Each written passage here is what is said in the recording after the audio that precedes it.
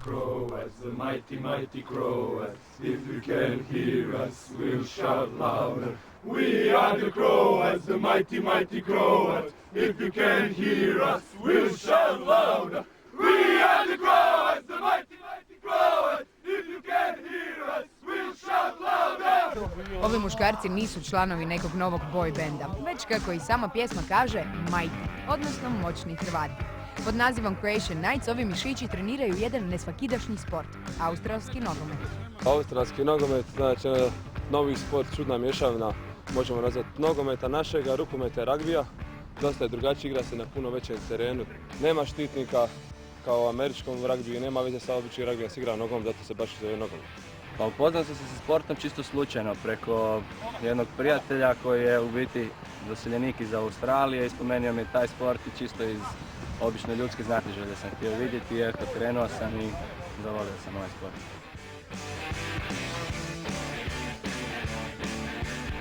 Zatvorenici su izmislili taj sport u biti. Australija je bila zatvorenička kolonija kojoj nije bilo dozvoljeno igrati ragbi, to Englezi nisu dozvolili i on su izmislili zajedno sa aboriđinama jednu staru igru aboriđina koju su pomiješali sa ragbijem i nazvali Aussie Rules. Lopta se u biti ne baca, lopta se dodaje izbijanjem zatvorene ruke, znači udaranjem lopte u donji dio.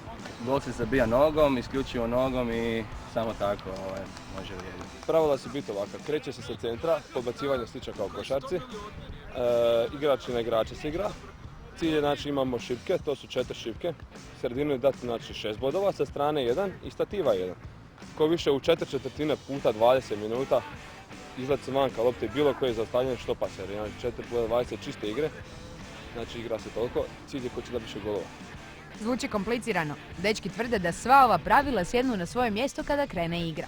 Adrenalin tada potpuno preuzima kontrolu nad vašim tijelom.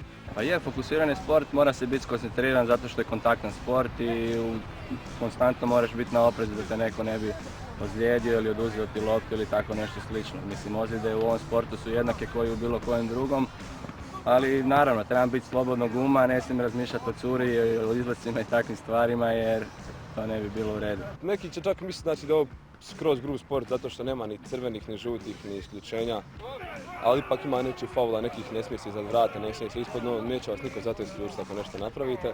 Adrenalin taj i što je to da se timski sport, nema nekog velikog individualizma. Timski sport, to je najveća njegova čar. Nema nikakvih posebnih tajnih znakova, imamo mi ovako neke svoje dovike i tako. U biti treba non stop pričati kako bi znao gdje je igrač i kako bi se uopće našao u dobroj situaciji na terenu. Mi smo tek sada u povojima, nema tu ništa, 2 kluba su tu, mi kao reprezentativno predstavljamo Hrvatsku. Napravili smo stvarno velike uspjehe što se tiče svega toga, drugi smo u Europi i tako je to. A uspjeh je jedini da neko zamijeti u Europi, ako budete prodani u Australiji, to je to, čisto ovo iz ljubavi, to je to.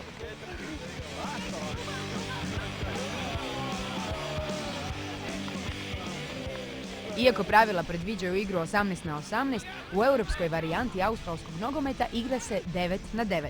Tako se smanjuje koncentracija testosterona na igralištu, a samim time i broj ozljeda. Sport nije nasilan, ne može se za sport reći da je nasilan. Mislim, sport je kontaktan i je grublji jer je to jedan oblik ragbija, ajmo ga tako nazvat, pa u biti muški je sport. Pa ipak, drage naše buduće sportašice. Ma cure mogu s nama igrati, dapače, zašto ne? I na kraju ono najvažnije pitanje, kako se zastrašuje protivnik?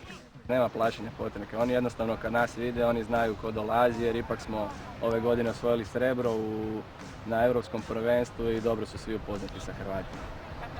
A opasni smo nego šta moram reći.